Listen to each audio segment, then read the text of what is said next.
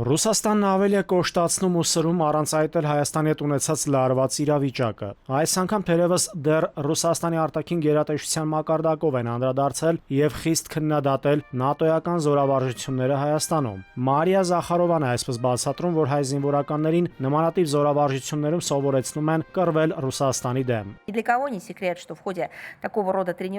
Գաղտնիք չէ, որ նմանատիպ մարզումների ժամանակ հենց մեր երկիրն է դիտարկվում որպես հավանական հակառակորդ, ինչն ամրագրված է ՆԱՏՕ-ի հայեցակարգային փաստաթղթերում, այսինքն հայ զինվորականներին սովորեցնում են կռվել Ռուսաստանի դեմ։ Ըստ վերլուծաբանների, Ռուսաստանի քաղաքականությունն ընդդեմ Հայաստանի հետևյալն է. ներկայիս իշխանությունները Ռուսաստանի համար ցանկալի չեն։ Հունիսի 7-ին որոշ վերլուծաբանների դիտարկմամբ տեղի են ունեցել ոչ թե խորհրդարանական ընտրություններ, այլ արտահայաստանյան գործընթացներ։ Եվ ըստ քաղաքագետների, ռուսական կողմից հաճախակի հնչող հայտարարությունները կոշտ սպառնալից մի նպատակ են հետապնդում՝ պահել տեղեկատվական ֆոնը։ Մի կողմից Արևմուտքը, մի կողմից Ռուսաստանը, մեկը ցանկանում էր իշխանությունը պահել, մյուսը վերցնել իշխանությունը։ Արևմուտքին հաջողվեց վերցնել իշխանությունը, հունիսի 7-ին Ռուսաստանը պարտվեց, բայց դա մեկ սերիալնոց կինո չէ։ Դա սերիալ է, որ ունի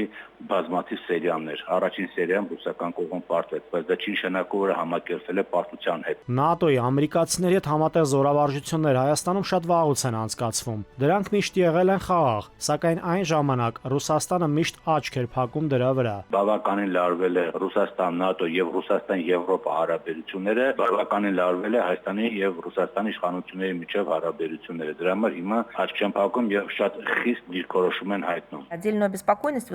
Առանձնակի մտահոգիչ է, որ Հայաստանի տարածքում այս կրթական ծրագրերի իրականացումն արդեն համակարգային բնույթ է ստանում։ Դրանք անցկացվում են ամեն տարի սկսած 2023 թվականից։ Այս զորավարժությունները որևէ խաղաղապահ նպատակ չեն հետապնդում։ ՆԱՏՕ-ականների հիմնական նպատակն ակնհայտ է եւ հատկանշականն այն է, որ իրենք էլ դա չեն թաքցնում։ Այն է շարունակել հանրապետությանը պոկել իր ավանդական դաշնակցից՝ Ռուսաստանից։ Հայաստանում իշխանությունը հայտարարում է, որ կկարգավորի ռուսների հետ առկա կնճռոտ հարցերը։ Փաշինյանն էլ հայտնել է, որ ԵԱՏՄ միջկառավարական խորհրդի նիստի շրջանակում առաջիկայում կհանդիպի իր գործընկերների հետ։ Ըստ վերլուծաբանների, անարդյունավետ հանդիպում է սպասվում, քանի որ կարևոր հարցերի պատասխաններն ամբողջությամբ Պուտինն է տալու, իսկ Փաշինյան-Պուտին հանդիպում առաջիկայում նախատեսված չէ։ Ինքը որևէ բան ԵԱՏՄ-ում բանակցելով չի կարող լուծել, իրան ուղղակի չեն լսելու եւ տնտեսական սահմանափակումները շարունակվելու են։ Հայ-ռուսական հարաբերությունների կարգավորման համար հայկական կողմը ռուսներին մեծ զիջումներ պետք է անի։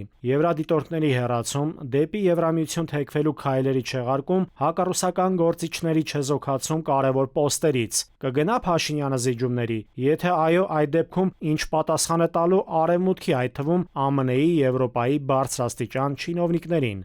Նաիրի Մուրադյան, ժամը լրատվական։